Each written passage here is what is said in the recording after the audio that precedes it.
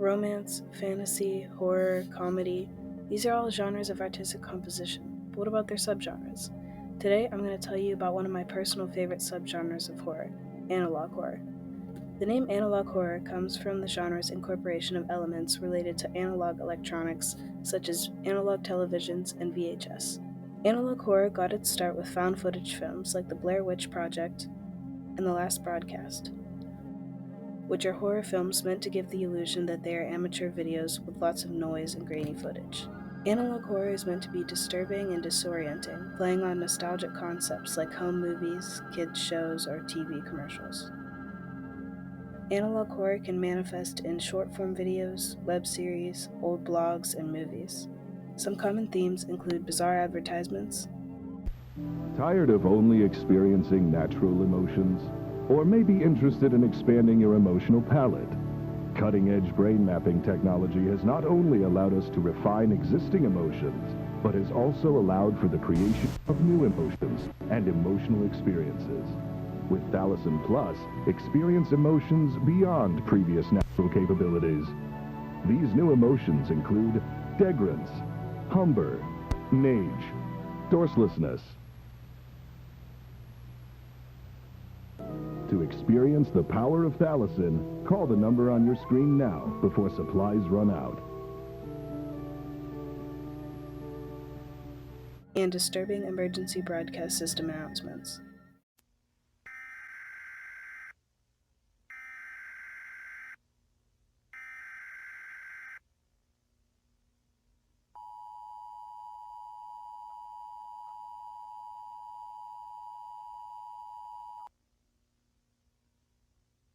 At this time it is advised that you lock all your doors and windows. Do not open the door for anyone even if it looks like a normal human being. Even if you hear your door open or window shatter, do not react. Find a safe hiding place in your home and do not make any noise. If a family member is outside, do not intend to pick them up. Make sure to turn off all television sets and radios once this broadcast is complete. I repeat, do not have your television on once this broadcast is finished. If you see anyone who looks like a human on your television set with impossible features, look away as quickly as possible. These clips may not be jump out of your seat scary, but they're definitely unsettling.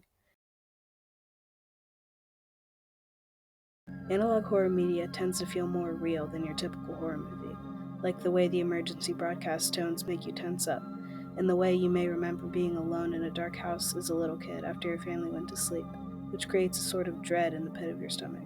One of the best things about analog horror is that it doesn't require advanced equipment to film or create, which makes it available for anyone to experiment with. This subgenre has inspired a few trends where people make videos using this sound. If you see another person that looks identical to you, run away and hide.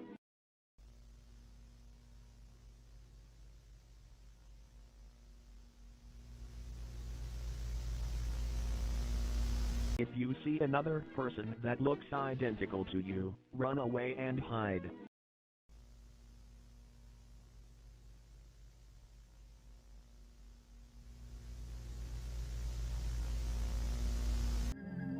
The fact that analog horror content is usually small scale and resides online almost adds to it because you're probably coming across these types of videos at night when you're alone, without the comfort of being in a theater or consuming popular media that lots of people talk about. However, just last year, Skinamarink came out in theaters, a movie that encapsulates the aspects of analog horror perfectly. In this house.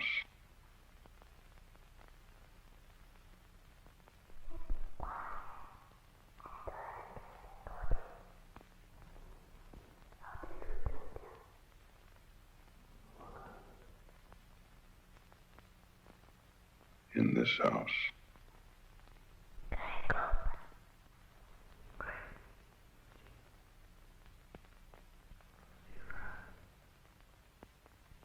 In this house. All in all, it's a great subgenre worth checking out if you're into horror. There's lots of terrifying rabbit holes to go down in the world of my favorite subgenre, analog horror.